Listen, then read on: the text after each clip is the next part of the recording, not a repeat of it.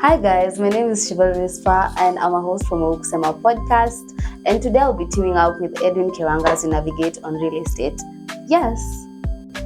Hello, my name is Edwin Kiranga, CEO and founder of Future Home Properties, a company that is built on the values of ensuring that Kenyans not only invest in real estate, but make informed decisions. We work with young people to ensure that we reach out to every Kenyan, not just the investors, every Kenyan, those who want to invest today, tomorrow, in the days after, to understand what real estate is all about and how they can go about investing in real estate. And in real estate, we're talking about homes, be they residential, commercial, be they single home dwellings, apartments, maisonettes, you name it, not within the town and even out of town. So we're talking about real estate holistically, and that is Future Homes for you.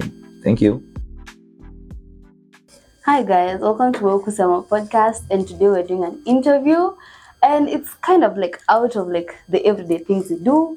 And today we're gonna learn someone new, someone fresh, someone who's young and who's making it in life, because it's all about empowering and noticing the small details people don't see on an everyday basis.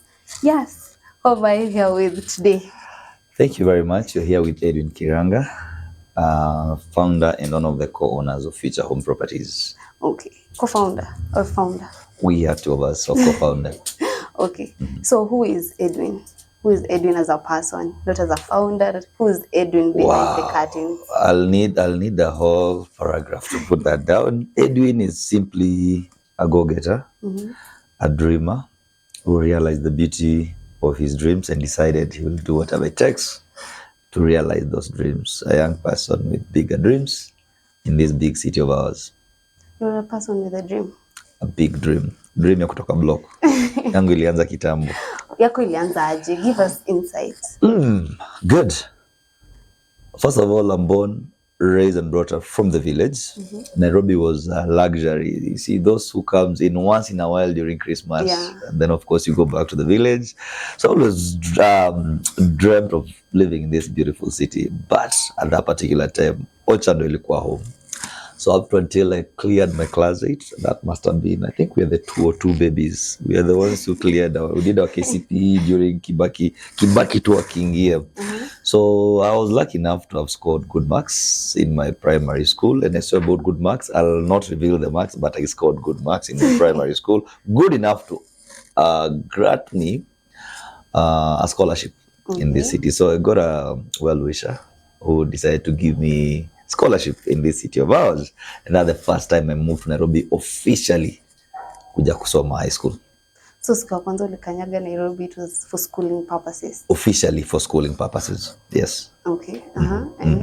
So that must have been now in 2003, looking for Form 1. My sponsors at that particular time were not very keen on which school you go to. We will pay your school fees, get a school, and then go in. So I found myself the first 2-3 months of Form 1, watu wakiingia shule kama Form 1, mimi nilikuwa natafuta shule. Because obviously the school that had called me, all of them were in the village. But I didn't want to go to the schools in the village. In fact, I didn't even give my sponsors the schools that had called me. Apparently, they were good schools. I was called in a school called Bungoma High School, Bungoma Boys, very good school. Chavakali Boys, a very good school, but I wanted the life of the city. So I told my sponsors, let me get a school in Nairobi that you can pay for me. So I went on a school hunting mission and there. I went to Aquinas Boys, so kanifukuza kwa gate. Kai. I had the marks, but unless your name is on the gate, they couldn't let me in. I went to Papa Jericho. They were fully booked. Let me get this straight. You left Chavakali, Kakamega, and you came to Nairobi. Yes. To look for Aquinas Boys. I went to Aquinas Boys. For me, my understanding was shule za Nairobi zinaperform Kinder za Hocha. Okay. And at some point, it was never about the school. Nilikuwa na ile level of confidence of I will still pass whichever school I go to as long as I'm in Nairobi. You are smart. Yeah, of course. So I went to Aquinas. I couldn't get a chance. I went to Papa Jericho. It was fully booked. Just about to give up on my way home, I realized there was a school called Buru High School. I'm like, it looks kind of good school. The name looks good. Buru. Buru looked like a good school. So I went to Buru High School in Form 1. Okay. Only to come and realize our nickname was Buru Kajiga. Ironical, right? Anyway, so I did my 1 year, my Form 1 in Buru. Remember, I'd said, you know what, I'll do whatever it takes to succeed in the city. So for me, it was never about the school. I still want to succeed. And I did well in Form 1, good enough, way top of the cream to be noticed by the then principal, who ended up becoming my destiny connector. You see, so that's someone who picks you out from the crowd and changes the trajectory of your entire life. So Mr. Khan, wherever you are, I've been looking for your number. Mr. Khan was our principal. He was a very nice gentleman. So at the end of term 1, Form 1, that is that term, he called me to his office. And the only two things when you're being called to the principal's office, you're either messed up big time, you're being expelled or suspended. But I was called to his office and he told me, not, I've been looking at your performance. Not only your prefect, but you are cut above the rest.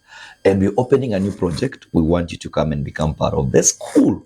And I'm like, okay, good. Where is it? It's in Karen. I'm like, okay, good. So he gave me a file of, letter of admission, everything. So I checked on the school fees. It was about 100,000 per term. And I'm like, no, sir, thank you very much. We can't afford that. Obviously, we were paying 25,000 per term. How do we raise 100,000? So he told me, no, you come and look for me over Christmas. My number is there. We go see the school. We will put in a recommendation for a scholarship on merit as long as you keep on performing well. So at first you had a well-wisher, and then like the second time he proposed sponsorship. So I had a well-wisher who was now taking care of the Form 1 fee, but now he's a bigger deal, still part of another scholarship, but now it's attached to merit. So I went and told my sponsors then, who are part of my family members, my aunts and uncles, that I have a proposal to join another school in Karen.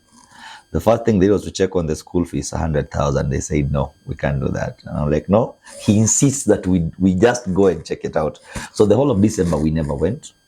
We never called that number. In January, I refused to join back Form 2.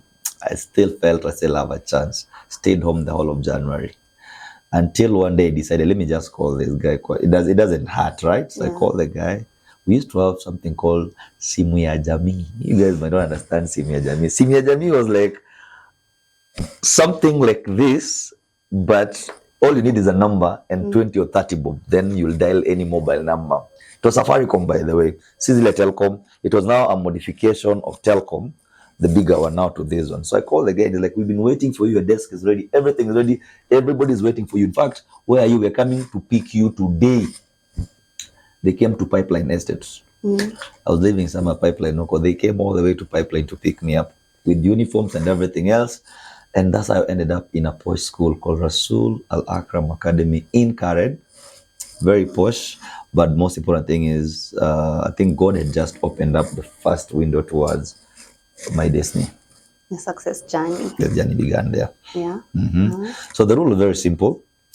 I was to get 100% scholarship to the next term if I scored an A, get 75% if I scored an A minus, and get 50% if I scored a B plus. Anything below B plus, you pay the full scholarship. So I'm like, this is a challenge, like Squid Game. Yeah? So good. I love challenges. I went in and God is grateful.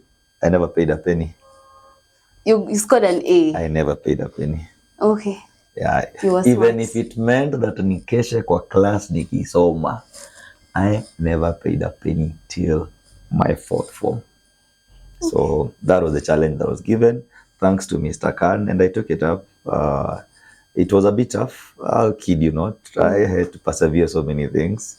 Unafikiria between kwenda funky na kusomea mock. Unajua vizuri nikianguka hii mock, 25% of my scholarship gone. So we did a lot of sacrifices. And I thank God, my success journey to where I am right now began and I think was shaped by Rasul and the fraternity, all the family in Rasul, my classmates, my colleagues, most of them were like my God. These are guys who came from the who's and whose families. So the challenge was, Edwin, when you live here, remember, you have a life to build out there. These are guys who are known in the economy, in the society. These are people who are even people are driving cars in high school. So by the time you leave, you're either gonna beg them for a job, or you'll end up shaping a life for yourself that is gonna be somewhere closer to where they are. You see, there's always that high school link up after high school, yeah, they get together. Yeah. I don't want to be the one taking a mat 3 or a border to come into a meeting to come and meet my former high school mates who are doing probably way better than I was doing. So that was a big challenge to me. You had to stand with your name. I had to push. So 2006, we've done KCSE. We have a long time. For me, it was a long time before the results come out. They normally come out, I think, after the results comes out in December, but then you have a whole year ahead of you before you figure out what you'll do with your life, right? So of course the results came out in December, just like obviously I had done well, like it had been. But the biggest challenge was, okay, what am I going to do with this grade? Because for me, I won't wait for campus, which will be probably placement will be a year plus from now. I had to get a job immediately. So the school took me in as a part-time teacher for a period of, I think I did 1 term or so. I was doing English, Kiswahili, and I think math. But in the meantime, I was applying for jobs now, proper jobs outside. And my passion, my heart, and the vision was to work for a bank. I just wanted to be in the bank. My thoughts were, that's where the money is. Anybody who works in the bank, akona do umsananga ana shida. So I was working during the day. Later on in my off time, I was busy applying for jobs. So I ended up applying for jobs for various banks. Barclays was the list. I did Equity, I did Standard Chartered Bank, but then it was called Barclays. Now, Barclays was unique because some of the guys I was doing computer classes with were actually referred or fronted for this training by Barclays as graduate trainees. So their work was complete the computer packages, na mkuja interview, mpewe job. So I was hanging out with these guys, doing my computer without knowing exactly what was happening until the last day. We've just done ICDL part 2. The results are out. You print everything out. They were busy doing the CVs. Nikajiuliza, boss, napeleka wapi CVs? Napeleka Barclays. Job there. Eka yangu hapo. My CV was 2 pages. Personal data, certificate ya form 4 hapo nyuma peke yake. And niliweka 2. There were 3 pages. The personal data, the form 4 certificate, and school leaving certificate. Nikaweka hapo. Luckily enough, I was called. So me, I'm busy hoping and praying that I've applied for so many jobs. I just want one of them because I was called. Barclays Bank. Graduate trainee. Remember, I'm not a graduate. And I think for most young people, sometimes we normally discount ourselves out of roles. We do a lot of job opportunities, job opening, even in future, I mean, most other companies. But most young people, you will read the job opening and then you go directly to qualifications. Degree, certificate, whatever it is, masters, 8 years of experience. And you're like, nope, pass. Nope, pass. Why can't you give it a try? Go and prove yourself in there. Go in knowing very well, yes, I might not have all the qualification that you're looking for, but at least do some homework. Find out exactly what is the exact role. What do they want exactly? Is it something that I can do with or without the paper? So I did my research and I knew once I get to that particular bank, number one, I know I'm a go-getter. I'm a hard worker. I will do whatever it takes to compete for my spot in there. Just get me in there. So I went for that interview. My interviewer then laughed at me because I was very tiny and I went in very early. I got there at 6 a.m. So one of the big bosses came in early with a newspaper and found me there, fidgeting, shivering. I've crammed the whole night for an interview. As he said hi to me, called me in just for a chit chat before the main interview. Realized I was literally fidgeting. So you don't need to worry. Just relax. The interview is a normal thing. I didn't know he's the one who's going to interview me later. So by the time I'm being called in to Joanna, like by there I've just checked your documents. You're not a graduate. I'm like, yeah, in fact, I'm just 18. I'm turning 18. I was actually about to turn 18. But I need a job. I badly need a job. Like, okay, sawa. We've had you. You'll go to the next interview room. We're interviewing guys for sales. I'm like, Papa, I will do sales. So I went in and They didn't even interview me, by the way. They were interviewing other like 300, 400 guys because he had recommended for a sales job. I was told, Sawa, they're starting a training next week on Monday, Barclay Sports Club, Baraka. And I'm like, I have the job. Like, yeah, you've been recommended. That's how I got my job. Highly favored. All the 300 guys who are being interviewed are being told, we will get back to you. We will call you. In fact, no mkika pale nje kwa waiting room, mshajuana, mnashare notes, yeah? So there were guys tulikuwa tunaongeleshana. So when I walked out, I had tears of joy. And I'm like, I have the job. I'm like, unasema nini? Nobody has been given the job yet. Tutapigiwa. Mimi nikaambia kwa CV hapa juu nimeandikiwa mpaka training venue and starting and time. So guys are like, ah! But anyway, long story short, I got the job in Barclays. It was a sales job. Most of us termed it as one of the tedious jobs, the lowest paying jobs in the bank. But for me, it was all I needed. And I thank God. I used to pray and thank God every day for it. I took it up positively. And as much as people fell along the way, because we began the job as about 500, we used to be called direct sales representatives, DSRs. In fact, if you go to most banks, we were the most hated, if I was to use that word, because even there was discrimination, by the way. I'll tell you what, a bank come on interview. There was discrimination. Tulikuwa tunapatiwa badge, name tags zetu zilikuwa different. By then, Barclays was a Blue Eagle. All the permanent staff members were being given a different name tag badge with a Blue Eagle. Ours was a different plain, so that there were places we were not allowed to go to. Let's say, for example, in the banking hall, you could not go beyond at the back. So, but anyway, so the people who took that as a challenge and they thought it was a very bad job. You know, you think when I'm going to a bank, napatiwa a desktop, nipewe computer, napewa chai. For us, it was, your work was outside, enda kule nje. So we did that, and within 2 years, I think I'd made a name for myself. I remember in 2009, I went in 2008. 2009, I was named twice the best salesperson in the country. In the country? Country, the whole country. Of course, being domiciled in Nairobi, they say kuna advantages, but it was tough. I was the best salesperson in the country in 2009 twice, and that earned me my promotion. Wait a minute, let me clock in. So in these 2 years you haven't joined uni, you're still fresh out of high school. Let me go back a step. Fresh out of school, 2007 is when I got the job. I'm waiting to join campus in 2008. So I'm busy working. I get my call up letter for KU. And first of all, I thank God because I didn't want Moi or anywhere out of Nairobi. So I get a call up for KU. I remember going to KU the first day to, job registration, admission, selection of units and everything else. I felt like I wasted 2 days. It was tedious and running up and down trying to book accommodation and everything else. So for me, those were 2 days wasted from my normal working schedule. But I had to catch up later on. So yes, I found myself in KU. Then I attended my first 5-6 classes. My course was, I joined School of Pure and Applied Sciences, doing a combination of math, physics, and chemistry. 2 units each of calculations, wearing white lab coats, Monday to Friday. I never loved that. I'm a banker. I'm wearing suits. I'm making money in the bank. I have an ATM. I have a salary. What am I even doing in science labs? Chemistry, XG, physics. So I never liked that course from day one. So I kept on applying for interfaculty transfers. So I used to miss most of my classes, the first terms, because I knew I need to go for business course. If I'm in the bank, I need to do a business course. I tried applying for interfaculty transfer the whole of first year. It never worked. So I called off my second.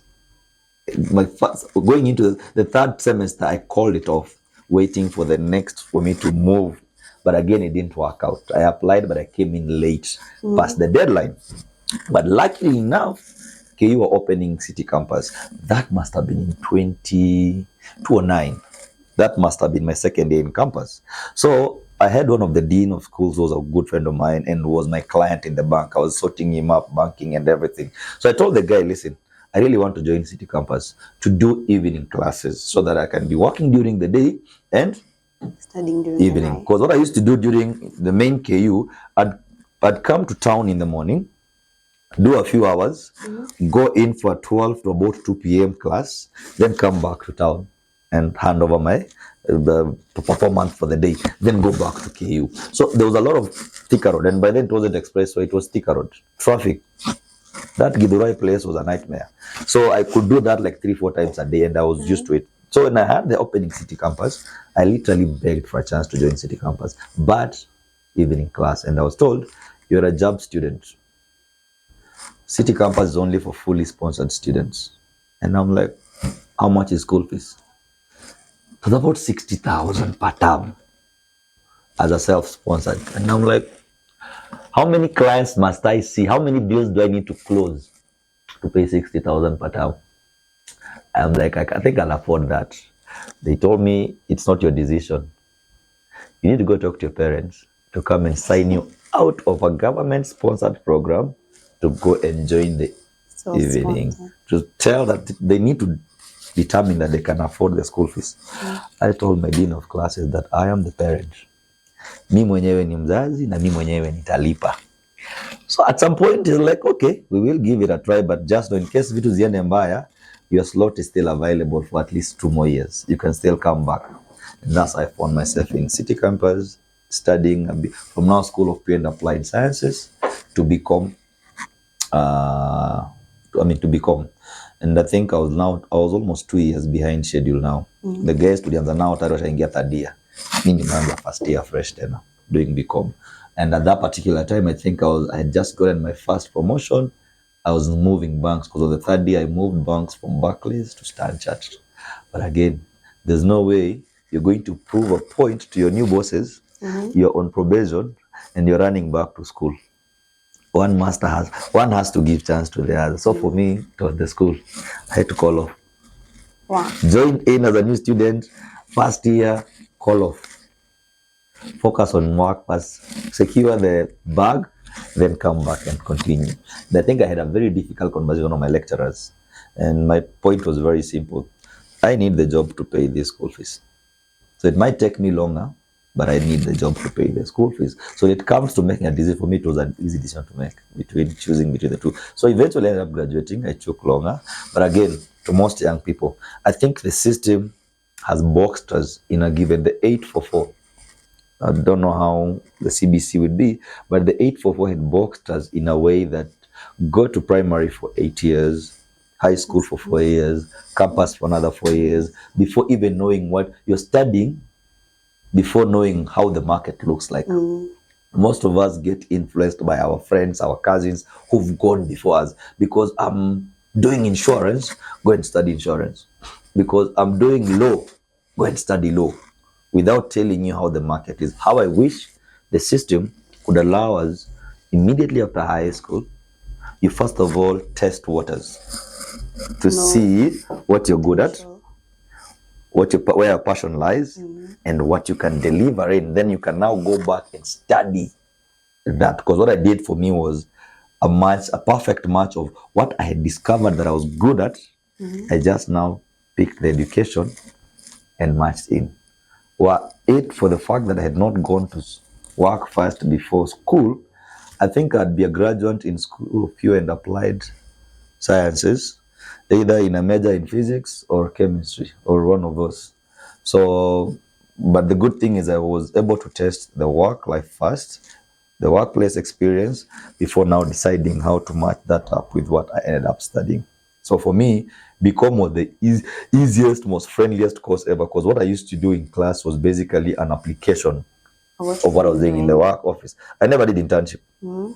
I was already working, so there was no need for internship. Most of my projects were direct application of what I was doing in the office. So for me, it was an easy thing. I wish the system was open enough to have young people experience the work life first or exposure before getting into that uni or that degree.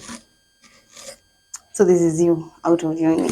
This is me out of uni, graduated. I took 6 years to get my degree. Remember, 2 years before, then another 4 years. Yes. So at this particular time during my graduation, I'm now deep into corporate. I am a regional sales manager, taking care of the whole of Nairobi region, Central, and I think Eastern.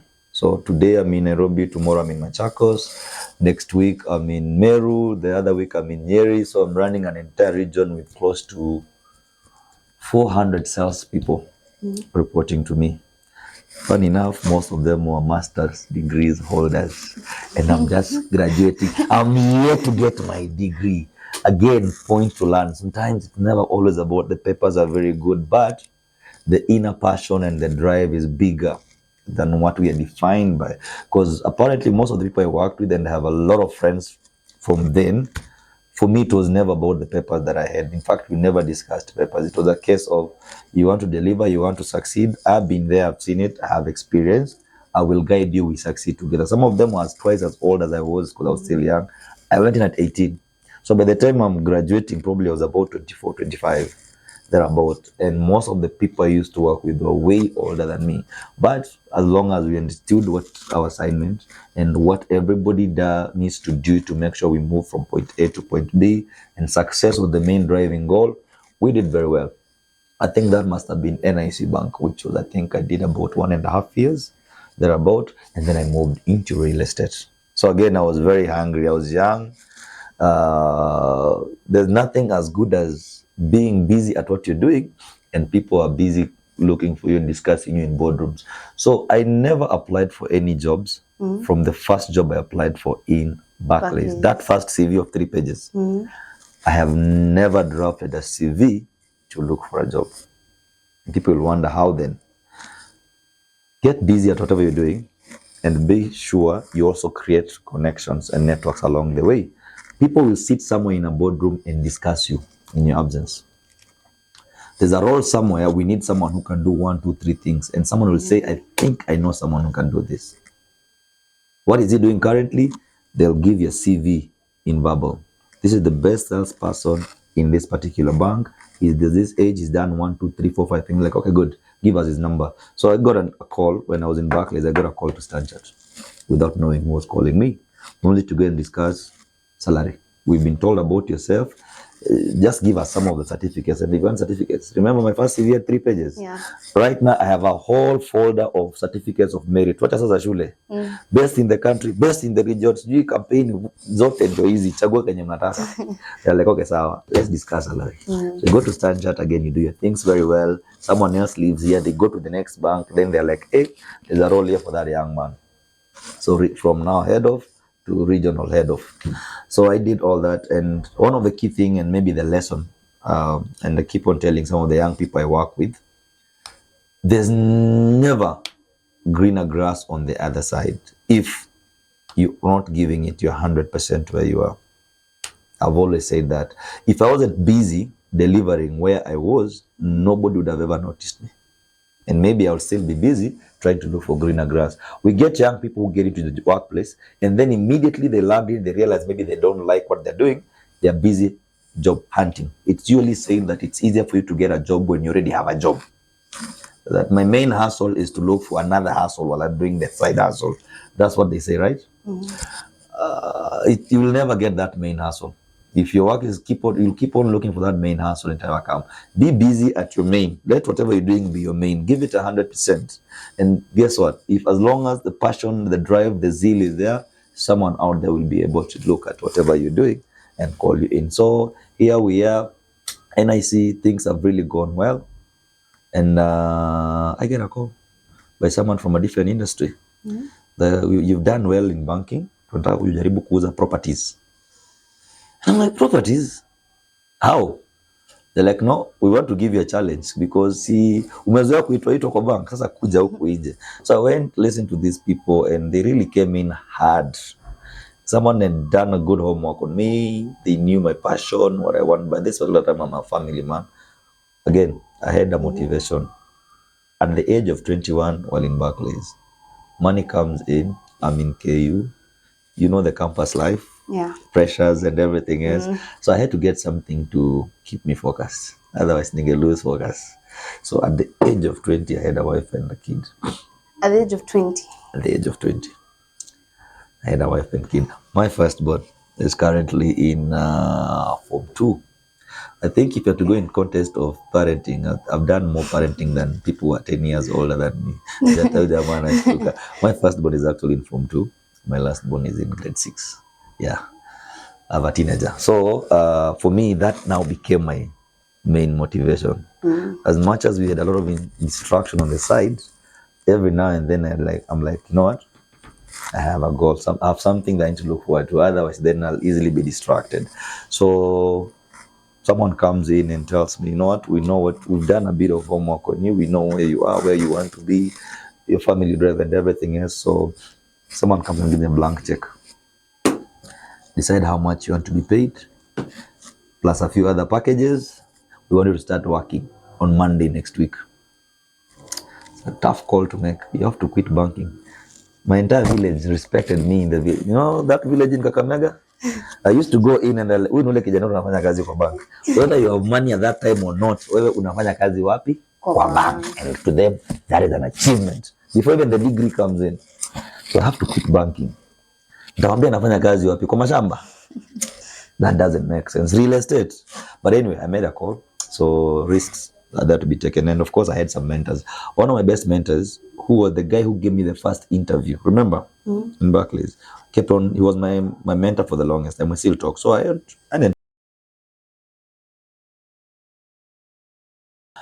have a job offer outside the industry. I'm tempted to take the offer because it's very good, given where I am today financially. It's going to sort me out big time. But I'm afraid if it doesn't work out, you know, I'd seen myself reading a 20 years vision board when I was a DSR, that within 5 years nitakuwa team leader, sales manager, regional, alafu nikifika pale juu nitakuwa CEO wa bank. Nikishakuwa CEO wa bank fulani, niende nifungue bank yangu mwenyewe. That was written at the age of 20. And guess what? I wasn't badly off. Reviewing this thing 10 years down the line, zilikuwa zimepangana, maybe a year or 2 years back or forth, but niko regional. At regional sales, I was only eyeing country head of sales. And it was already in the pie. I could smell it. My boss was my boss, but I could see this is the role I want. So I used to act that role without him knowing that I'm acting that role. And I think people in the business had seen I was acting that role, and that is the role I wanted. That's another trick. If you know that's where you want to go, don't let anyone stand in your way. He could be a boss, but if you're really good at what you do, you don't need to subordinate or make it look obvious that you're eyeing his role. Let your actions around, let people see this guy, huyu jamaa venye ana act, venye ana behave, huyu ni msee anaweza fit your role. So it was already profiled before I walked out, went into properties. So I went to a company called PRC. Back then, my Nakageni was the biggest champion of PRC, still selling the best plots of lands in Nairobi and around Nairobi. So I found myself there for a few years. And what made you clock in and be like, you know, I want to stick to real estate? Buildings and money, that's me. Now, it's been a journey. If I was to stick to the good part of it, you'll think it was just all, but at some point, trust you me. Remember, I was told when I was leaving the bank, if things don't work out, please come back. It's like you've been given a half line. In case things don't work, please dial that number. At some point, I dialed that number after 8 months in real estate. I called that number and I'm like, no, I want to come back to the bank. Because I went in February, March.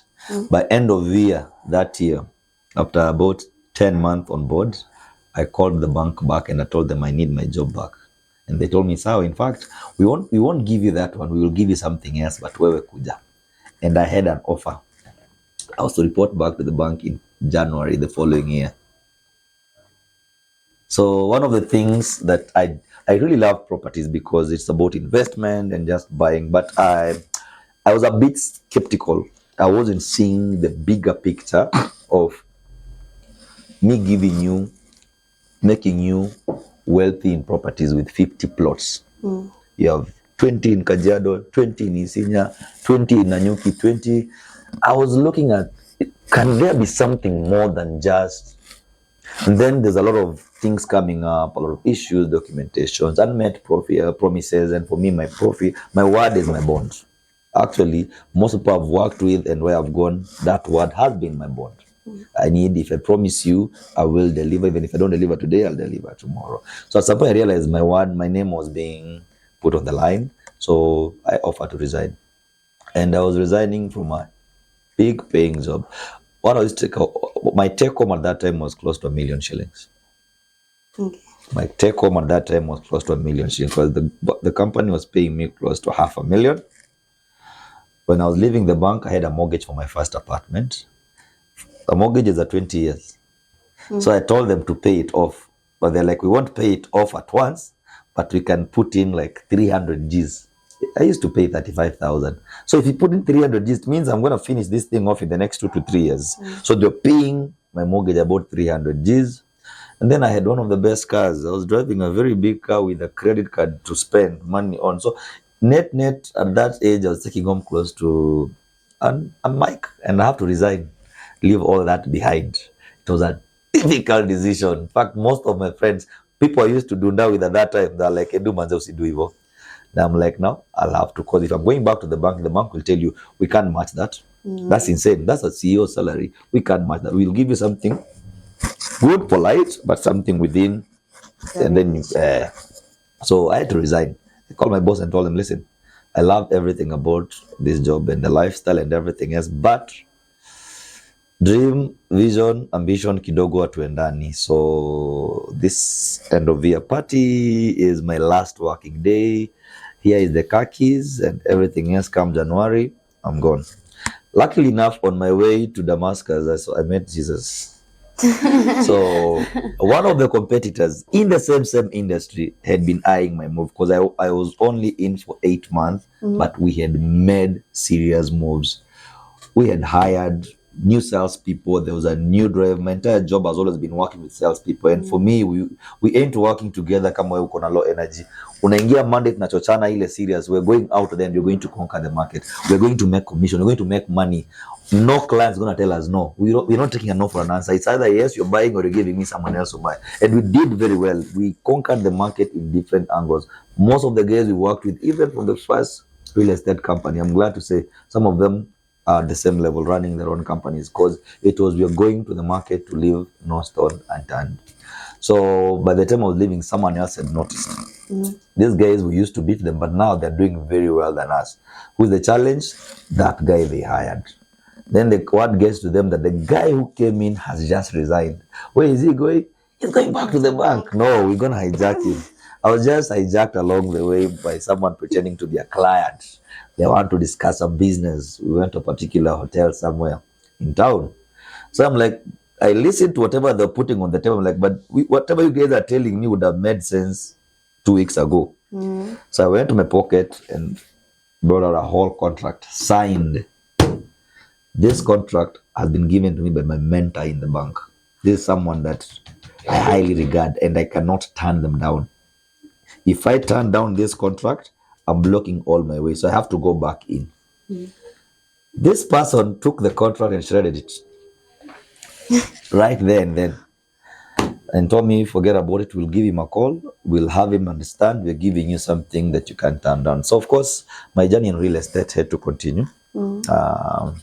I got a role as country head of sales. The company by then was called Diamond Properties. Again, unknown at that time. People only knew a few companies. People knew Optiven. People knew PRC. And which other real estate company? The one that sells lands. Kina username alikuwa julikani. There's only PRC mostly, and I think Optiven. Within 1.5 years, Diamond was number 1. Optiven was, I think, number 2. The rest were there, including PRC zilikuwa huko chini. Again, it goes back to the drive. When you take up something that you want to do, please give it your all. Sometimes it's easier to deliver as a person. If it was my personal target, ni mimi nafanya. But again, when you believe in something so much and you have that energy, the radiating energy, and you can make people around you see what you're seeing and make them believe in it the way you do, it becomes easier to achieve. We conquered this market within 12 months by the fact that the young people we're working with got to understand it's never about just giving it the bare minimum. The guys who are surviving on their 20K, 30K salary, and they're okay. But now you have a blank check, you can make commission. You can even earn 600,000 worth of commission. Let's go for it. We conquered the market within the shortest period of time. Just before COVID, I'm like, now, remember, if I go back to my vision board, once I get to the CEO level at the bank, I was to start thinking about opening my own bank. But now I left banking. I'm in real estate. I am working for someone and I'm making millions and millions of shillings for someone. And I can see whatever I'm doing for them is something I can do for myself. It so happens that one of my best friends, I remember I mentioned about co-founder. Yeah. One of my best friends by then also high flying, doing a company called Bonfire Adventures. So it happened that we've gone to Dubai to market our boss's businesses. I am marketing Diamond Properties, and he is marketing Bonfire. So we've gone with Churchill and the team. We brought together Kenyans. We are marketing, and it went really well. We sold literally for me to know I had sold everything. I'd gone with a PDQ. Guys can book properties while there. Mnachagua, mna select. PDQ iliisha. Plot zangu zote ziliisha. So the last weekend before we came back to Nairobi, we started somewhere in Dubai. We were celebrating with my friend Mark Steve, who was then the head of marketing for Bonfire. So we are literally celebrating. We're video calling our bosses. In fact, we're too many pesa kwanza. We need to just celebrate this. And wanatuma do because they can see we've done well. But in the midst of it, tukipiga sherehe, tukajiuliza hapo, whatever it is that you're doing for your boss, sasa wewe mtengenezea do ngapi? Kipiga hesabu, jamaa sasa ameingiza hundreds of millions. I've done the same. You want to tell me this hatuwezi fanya hiki kitu sisi kama vijana? If we just sat down, mimi nifungue kampuni yangu ya properties na wewe fungue yako ya travel, hatuwezi fanya hiki kitu. And we made a bet. That was in August 2019. We made a bet. Let's go back home, resign, and start afresh. Oh, you know, we need capital. Resign. Capital need. There has to be someone out there who can back up your capital, someone who can back up your dream, but not as an employee, someone who you just create the dream, someone will come and put in money. Now, most young people have their dreams vanishing because you don't know how to go about it. It's said that the person who came up with M-Pesa aliuzia Safaricom. Sindio? Ilikuwa idea ni yake, akauzia. Sindio za young person. Sasa yako wapi, hata tujui yako wapi. Sindio? What if he had a different approach? That I'm going to take a stake in this. You guys back it up, but I'm going to have my name on it. And we have so many young minds out there doing so many good things. Wamejiestablish, they have good dreams, but hawajui approach. You go on a negotiating table as the third party, yet the idea is yours. So umeitwa na wafadhili, they want to invest into your idea, but you're going in as a third party. If you don't have confidence in whatever idea that you have, they'll buy you out, give you one check, and you walk away, and they'll be left with the idea. So we decided, let's go on that table, look for investors, to use the idea yetu. In fact, you're backing it up with the fact that I'm the one who made that company, that brand. My name and my fingerprints are all. In fact, you can go and confirm. So if you back me up, we are doing better than that. And that's how we left employment in 2020. 2019 it was 2020. So my friend came and opened this beautiful brand. I think most of you know it. Spot on. Sits next here. Future Home took a bit. This one was an easy baby, came out very well, started running. Future Home was hit hard by COVID. Tumeanda tu hivi kidogo COVID. So we had to put it down. Unfortunately, I had to go back to employment during COVID because I'm living a big life. I have big kids, I have school fees, I have mortgages. There's no way I'm going to stay down for 1 year nigoja COVID ishe. Ndio nirudi nifungue kampuni. So this is you might decide to go this direction, but you don't know what awaits pale mbele. Don't be rigid. Be flexible. Have ideas that you can change your course at any given time. So at some point, I changed my course. Went back into employment, housing finance. Remember, I've been a banker. Then I've done properties. Now, housing finance was a proper bank that does properties. So I went in to now merge the two, banking and properties. I did very well. And for me, that was like now doing a PhD in properties and properties actually. Because I went and took care of the properties department for 2 years, 2021, 2022. By the end of COVID, COVID imeisha, I'm like, okay, I think the market is picking up.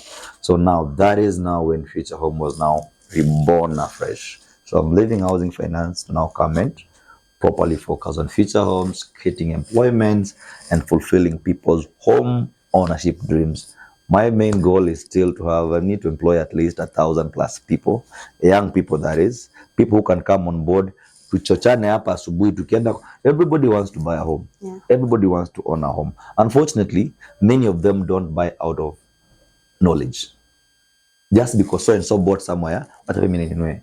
My friend bought a house on Kiambu Road. Let me go and buy it. So we are coming up with a pool of a wealth of knowledge from young people that will become the ambassadors of the industries out there, and we'll have our voices all over the place. That anybody who wants whatever they want, it is there right now. Social media is taking all over the place. People on TikTok, Instagram, YouTube. So we'll have content, and the young people that you're raising in here are the ones that will be out there spreading that knowledge that the market needs to understand before they can make a decision to buy. Because guess what? People are making wrong decisions every now and then. I have 20 million. Can I buy a house to live in? Can I buy an investment? Do I rent and pay 100K a month, or can I buy a home? All those things are there. People are grappling about all these decisions to be made every now and then. And there's no school out there. Once you get into the employment, once you start making money, there's no school that you'll go to tell you now how to spend your money. The only thing you're left doing is you have a lot of competing needs. Unataka kununua gari. Watu wa magari wako hapo wanakungojea. In fact, wanakupigia simu left, right, center. Unataka shule, mtu yeye amezaliwa. There are schools there competing for attention. You want to move your neighborhood. There's always a new posh neighborhood coming in, and they want to just come and rent. Hata usinunue, just come and rent. So you have a lot of decisions to make with your money without anyone guiding you accordingly. Can I invest, buy, own? Which is the best decision? So for us, from the real estate side, we're saying we're there to just stand in the gap by empowering young people to be the voice to these individuals who have the ability to invest, but they still don't know how or how to get in. Okay, so it's not always sunflowers and rainbows and happy days and good days, but is there like one point in your real estate company you just thought like, Milo, I'm just done. I can't do it no more. I wouldn't say that there's a time I've woken up and I felt like giving up. Because for me, giving up means what? Going back to Ikolomani, Shinyalu. My mom knows I don't like going there. I don't like visiting her. She knows that. She visits me most of the time. If she wants to visit me. I haven't gone there for 2 years, and I'm not embarrassed to say that. She knows I don't like going there. So, giving up means relocating to the village. No, thank you. I will be the last person to leave Nairobi. I will try everything and anything that doesn't. For me, as long as there's something left to be done, unless one day we wake up, then they are not. I normally say every day you wake up in the morning, just look through the window. How many people can you see outside? So many, right? Yeah. Now, those people serves two things. They can either help you pay your bills, or you help them pay their bills. It's two-way. I have a lady down here who really inspires me a lot. She runs a Smokies, that Kasmocha thing, right? I've tried beating her early. I'm an early riser, but she always beats me. She's always down there at sometimes I think 6 sharp. She's down there setting up her smochas and everything else. And she knows these guys wanakuja kupita hapa are the ones who are gonna buy my products for me to make money to go pay my bills. Right? Yeah. Now, the same way, when I wake up in the morning, I know Nairobi has people. There are people who've woken up. I just need to find out who to talk to, who to target in order for me to pay my bills. Otherwise, if I can't do that, then I'll be busy paying. My landlord wants me to pay their bill, right? My school's kids want me to pay their school fees. Those are bills to someone, right? Medical insurance, they need you to pay bills. So unless you strike a balance that I have 50 people who can help me make money to pay the other bills. Otherwise, if I can't do that, then I can't live in this Nairobi. Today, we talk about business and the current situation with maandamano and how the economy looks like. Everybody will tell you that the economy is struggling. Everyone tell you that. Yeah. But the fact is, as much as the economy is struggling, you'll not pause your bills, will you? No. You still have to eat, right? Yeah. And as long as you still have to eat, then you have to find, no matter how hard and smart you work, you have to find a point of discovery where you can get your bills paid. And that's what it is. So for me, even I tell my friends and my colleagues that I work with, even if Future Home didn't work today, I'm not saying I have plan B, plan C, or plan D. Future Home is plan A and plan Z. But if it doesn't work today, tunaendelea na safari. Whatever it is that is working out there, as long as there are people who are willing to put money in, we will go. Of course, I'm talking about the legit things. Unajua kuna watu wengi wanasema ati wanafanya forex, wanafanya nini? Mimi sijui inafanywa aje. Nastaki kujifunza. For me, property is what I'm doing right now, or just a sales space. So for young people, there are so many things we go in and you invest. I've had people with a lot of traumatic stories. I put all my investment in my first business and I burned my fingers and I'm depressed. I can't even pick up the pieces. What do? That happened. It happens to everyone. But you need to go in knowing very well it can either work or not. And if it doesn't work, do you have contingency plan? Is there something else you can do? Today, as a mimi ni boss wa biashara yangu, and people around me, my friends know umsana on business yake, si ndio? Will they be surprised tomorrow wakinipata nimeenda interview mahali kutafuta kazi? They should. I'm not ashamed of that. If things don't work, I'll go and tell my banker bosses, hey, I actually exited when I was about to become CEO, hapo to head of sales hapo. Siniliachia nikiwa hapo. Si knowledge bado, in fact, I've become more knowledgeable. But that to me it's not like a distraction. This is what I have now and this I'm doing for life. And I'm going to push it till the life. Do I fear that one day it won't work? As an employed person, it was a bit easier because when you wake up on a Monday, the first day of a month, you have a paycheck coming. Utalipwa mshahara. Hata ukikuwa mgonjwa ufanye nini, mshahara itakuja bado, si ndio? But when you become an entrepreneur, every day you wake up, you have these souls here that if you do one silly mistake, they won't pay their rents. They won't earn their salaries. So you always find yourself walking on eggshells, knowing very well it's not just about me, it's about them. As young people, we're prone to mistakes. Naweza amua siku moja nimeenda nimepiga kasherehe, nimefanya nini, nimepata accident, mguu umevunjika, you can't come to Future Home again. You're in a Ruby hospital for another 3, 4, 5 weeks.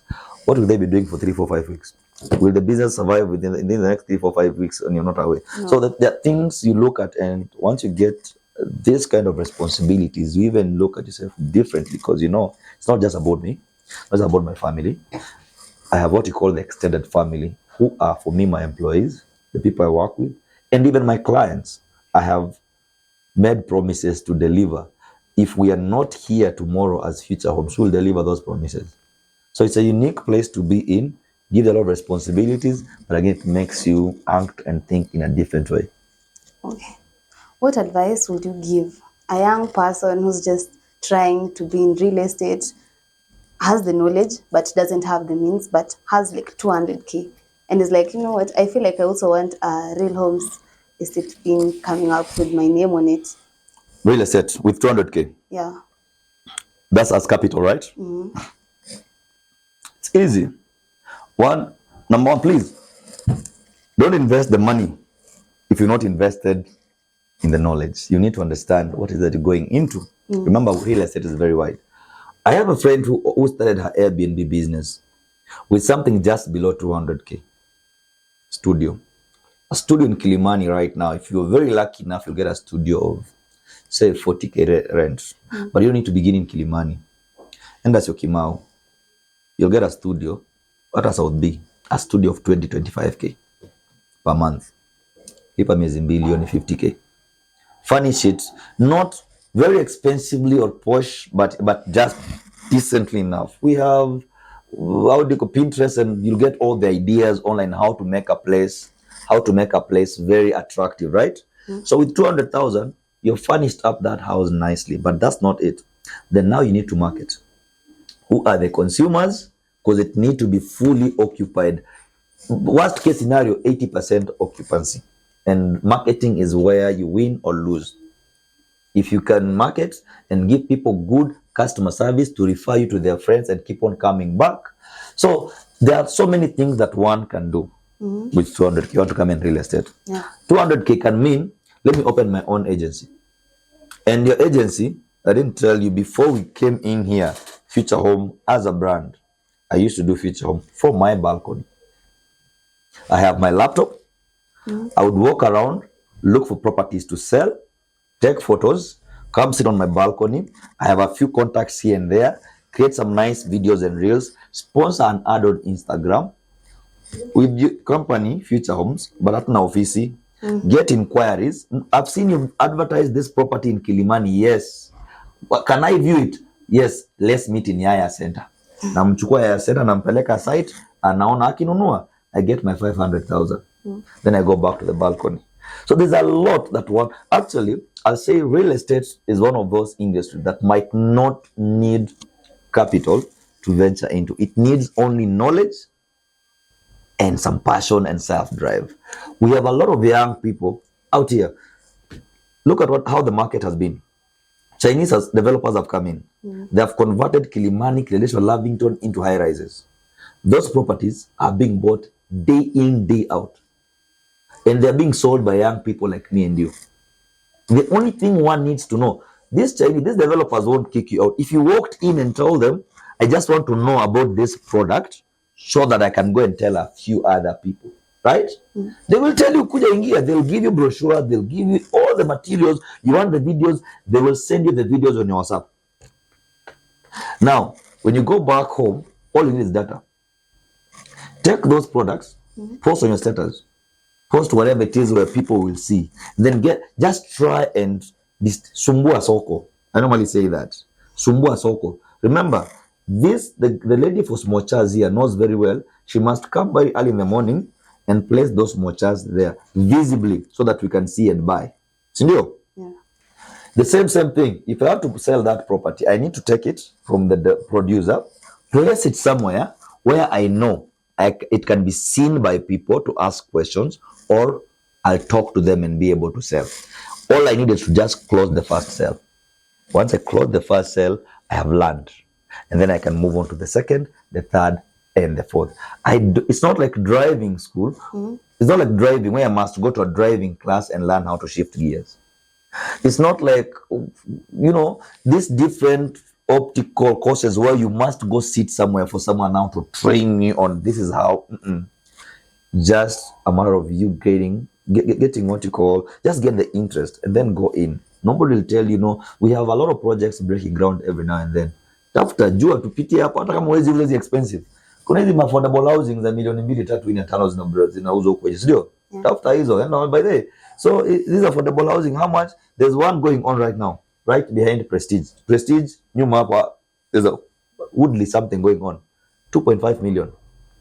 How many Kenyans out there want to buy a unit of 2.5 million? Very many. How many of them know that hapa Tungong Road hapa kunayo? So it is me to go pick it up, then look at the people that I know. From the people that I know, who do I think can listen to this?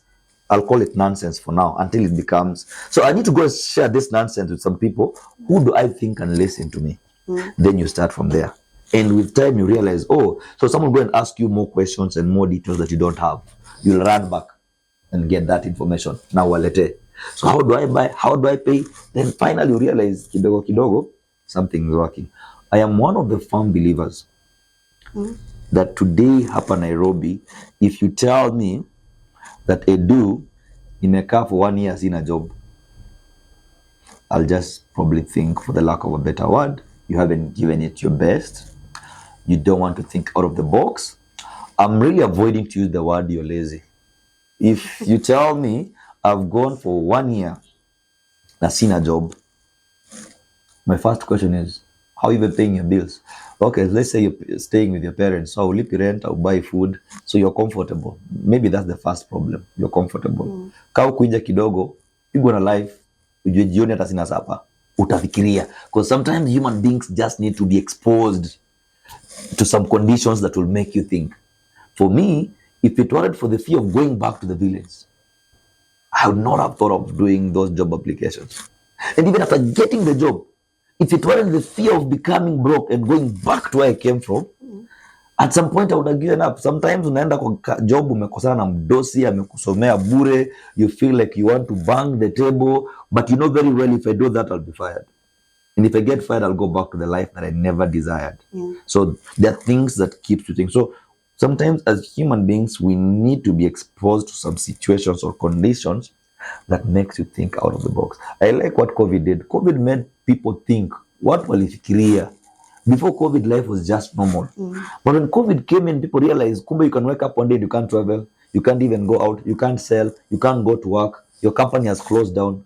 People had to think out of the box. I'm just praying that we will not wait for another COVID situation for us to be put in that.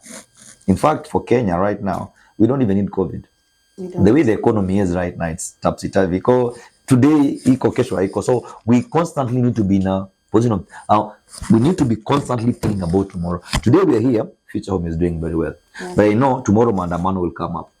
My clients won't be able to buy their properties or even pay. Our clients in diaspora, when they see probably, God forbid, Kenya is burning, they don't want to send dollars. They'll keep their dollars in the US. So what do you do as a company? Do you tell your employees now, because our clients haven't paid, let's go home and chill kidogo and wait for things to know? You have to constantly keep on thinking of what next, what else, what next, what else. And that's the constant, that's the way things are in Kenya today.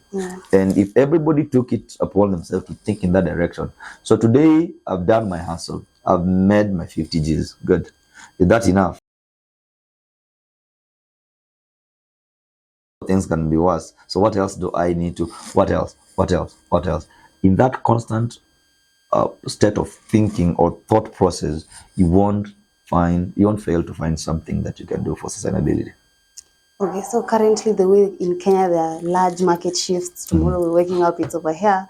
To the next day it's over there. Where do you see real estate in the next 5 years? Two things. We are yet to scratch the surface. We've just started. There's been a talk of people have built so many houses. There are so many apartments in Kilimani that the bubble will crash at some point, right? Yeah. Like in the US, like I'm like, really? Do some research. It's saying that this city, most of us, tusidanganyane, wale tulizaliwa Ocha kama mimi, tulikuja Nairobi kutafuta kazi. And we are many. Many of us are still coming to this city. Today as we talk, kuna mtu ametoka Ocha, anakuja Nairobi. Ajui anakuja kufanya nini. One thing is they'll need a roof over their head. Whether ni ya mabati, ni ya matope, ama what, they will need a roof over their head. That is demand for housing. Once they get to school like myself in KU, waanze kupata do, watahama Kibera, wajipate Umo, wahame Umo, wajipate.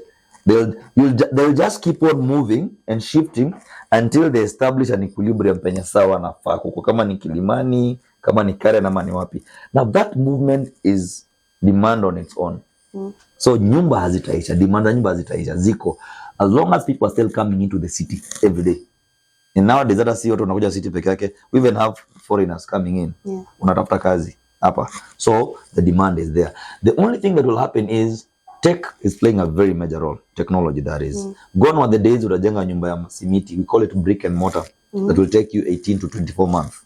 We have technology that's coming in. You can build a very nice house within 3, 4, 5 months.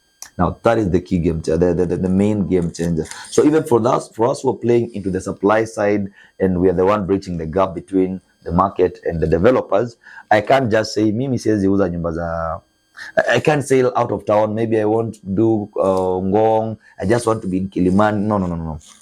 As a marketer, I don't keep stock. I sell stock. So mine is to be open-minded. I'm looking for a stock that is constantly moving. Kama ni affordable housing, watu wanataka, I'll go into affordable housing. Kama ni high-end inaenda, I'll go into high-end. I used to sell plots. I'm not saying that I can't sell plots. If today people wake up and they want plots in Kisaju, I will go and sell plots. It's just a matter of you being dynamic and knowing anything. When the market changes, we change with the market. What legacy are you hoping to leave? Oh, legacy that I'm going to leave. I normally say in my employment life, I've been able to work with a lot of young people, brilliant minds, people who've inspired me, despite the fact that some of them we used to hire and train them. But that was my chapter as an employed person. I've gone to places where someone's mom comes in all the way from the village and they come and visit you with a bag of goodies from the village, matoke, and they're like, you know what? You gave my kid a job and you trained them to be who they are. Were it not for you, they will not be doing what they are doing now. You don't know us, but as a whole family, we pray for you. You're like, wow. So that was a chapter as an employed person. So now I feel I'm in a bigger space and have a bigger platform to even do better. Our first target is to have at least 1,000 young people working, if not for the brand, working for the industry. Remember, you can just come and get the training and go freelance out there. You don't need to report here. So we're trying to come up with avenues where we can share the knowledge for young people to come and tap in the knowledge and go out there and do their things. How? We don't know. We haven't started yet. We'll figure that out with time. But also, that having been said, we have people making a lot of wrong decisions, wrong choices when it comes to property investment. So we're trying to get a point whereby let everybody be informed. You might not be buying today. When they talk about stock market, I don't need to be buying Safaricom shares for me to know about stock market. I can know about stock market without even intention to invest. When you talk about even the bond, the T-bills, the Twitter bills, and everything, I might know about them without the need to buy in right now. So what you're saying, the same thing with real estate. We want to get to a point whereby we want to disseminate information, make sure that the consumer to be well informed and educated, so that when it comes to them making that decision, they're making an informed decision when it comes to property investment. So the main goal is just to make people be more knowledgeable. Yes, we want to be that spring of hope and knowledge for real estate in this particular market. There's a lot of things we're working on, tapping into technology. Remember, I'm still mad that as a real estate industry, we are still operating on yellow line, Uber, say calling it Airbnb, and yet it's not Airbnb. We are still living in the 1998s. Today, if you want to book an Airbnb in Kilimani today, which is the easiest way of doing it? Saa hizi hapa kwa simu yako. You want a place to spend the night today. How will you do it? I go online and then like I find the place. I have to see it. I have to physically see it. Where online? Set the Airbnb app. Very few people go to Airbnb app in Kilimani. In fact, most hosts in Kilimani hawajalist kwa Airbnb because it has its own disadvantages. So there are people who even go to TikTok, which is much easier. You'll go to TikTok, and what are you getting on TikTok? A number. You get the number, you call. Then what next? Send me on WhatsApp nizione. Ukishaziona uende, si ndio? That is too old school. That's too old school. So one of the things you're working on is to ensure that we put all that into place. The same way, you don't need to go to TikTok to get the next Uber available next to you, then you call them. There's a system in place. So why not real estate? So a few things you're working on, and we hope it will. So lastly, give me a hot take on real estate, on real life, and if there's someone you're trying to reach out there who's on our page and is looking to be in this market soon enough in life, give us a hot take. Number one, as someone, I won't say as someone mwenye ametoka kwa block, because unajua hiyo block kunanga kutoka. Ukitoka, every step that you go, every step that you accomplish is another block that you must exit. The future belongs to those who believe in the beauty of their dreams. That is one of the things that keeps me going. The future belongs to those who believe in the beauty of their dreams. No matter what, no matter how small it is, please dream. Where do I want to see myself tomorrow, the day after tomorrow? No matter how tiny it is, sometimes it could be mediocre, but just at least have that dream. And then try and attach yourself to situations and try and expose yourself to situations and ideas that will move you toward that particular direction. Remember I mentioned about having written down a vision board when I was in Barclays Bank. And for me, it was just, actually, we were requested to do so by our pastor in church. So I wrote it for the sake of just writing it. Little did I know, at some point, I'll make reflections to it.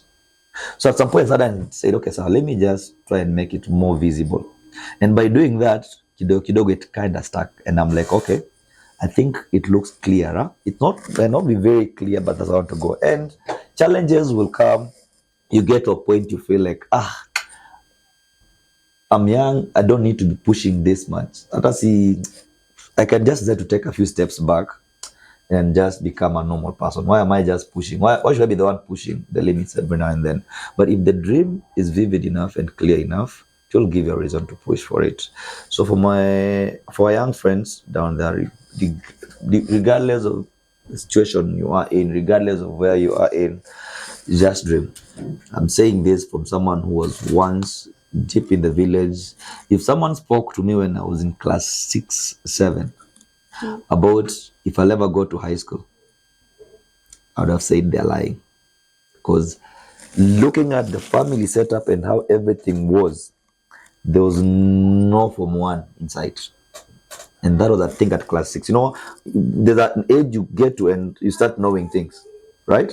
Yeah. So by the time I was getting to class 6, thereabout, I realized, I'm seeing how the family is and our financial situation. Going to Form 1 for me is a miracle. So I had two options: give up or keep on dreaming. In fact, at some point, which I didn't share, in class 7, I dropped out of school. Because what is the need? I'm the best in my class. I'm scoring the best grades. What is the need of pushing this thing all the way into the KCPE and because I went Form 1? So at class 8, class 7, first time, I left everything. Nikaenda kutafuta kazi. Then? Kazi gani? Ya kuchunga ng'ombe. Oshago, the best available job for young people is being a hands boy. But at least I was smart enough. I went to those well-off families. Ng'ombe ni za grade, kamua kupeleka kwa duka, kurudi. In the process, my then employers discovered that I had a close affinity with books because I could do that during the day. They had a lot of family members. Some of them were my age mates, the same class that I was in. So in the evening, I could help them to do their homeworks and I could, and then the mzee realized, our kids have changed. Unlike all the employees we've had, huyu has brought them together, wanafanya homework, wanafanya nini, and one of them started performing. The one was in class 7. To a point that he was actually called by, the parents were called by the teachers to go and explain why the drastic change. Huyu amechange from black to white in terms of homework, assignment, nini. So the guy was asked to tell the class what has changed. Akasema, what I've discovered is our hands boy, our shamba boy, is more knowledgeable than most of the teachers. He teaches well than most of the teachers. And that's how I found my way back to school. That's how I went and did my KCPE. Nikapata tiketi ya kuja Nairobi. So it doesn't matter. It could be as dark as a hole. They normally say there's a light at the end of the tunnel. Sometimes unatafuta hiyo tunnel hauoni. And you have bigger dreams, you want to give up. Keep on hoping and keep on believing. Sometimes you don't need to see the hand that is going to pull you out of the hole. Just believe there's a hand. The trench could be deeper and darker, that there's no hope. I think one of the things I've learned in life is keep on hoping that there is help on your way, as long as you keep on believing. But again, when that help comes, and I learned this over time, be grateful enough to remember and also be a helping hand. Some of my destiny connectors, like I spoke about Mr. Khan, one of the things he told me the last time I saw him is, you might never remember me or never see me again. Just make sure I held one hand, hold 5 more. That is enough. So if you find yourself in that dark hole and you don't know how to get out, the moment you get out, please be grateful enough to ensure that you also go back and play your part. We are living in a society that people need our help. Everybody needs support somewhere. So it is ours to help others so they can come and help others. Okay. Okay. So from Ukusema farm, leo tumesema have a dream to say, have a dream to know what you want in life, have the motivation, have the will, have the everything, and be knowledgeable as you go about in your everyday life. Ujue kenye unataka kuingililia, what you want to talk on, what you want to be. Just be ready to experience life. And that's been us for the time we've had together, the talks, the stories. Yeah, that's it for today. Bye. One last thing, wale watu mko na kazi tafadhali, hata kama unapply kazi haupendi, usifanye bare minimum. Give it the very best ukingoja ile unapenda. There's a mistake of, hapa sipendi hii job, mi sipendi sales. Wacha nipeane bare minimum, nikitafuta ile job napenda. please, that is like digging your own grave. Ile job utapata yoyote, usichague ile utapata, isukume, patia 101%. Watu wa bare minimum tafadhali. Unafanya mpaka tunakataa kuemploy majenzi. Nasema siku hizi majenzi wanafanyanga bare minimum. Ukiingia kwa interview pata jenzi, ushamjudge. So tafadhali kawe ni jenzi unatafuta job huko nje. Usiharibie wengine. Ipatie kila kitu. And that's it. Bye.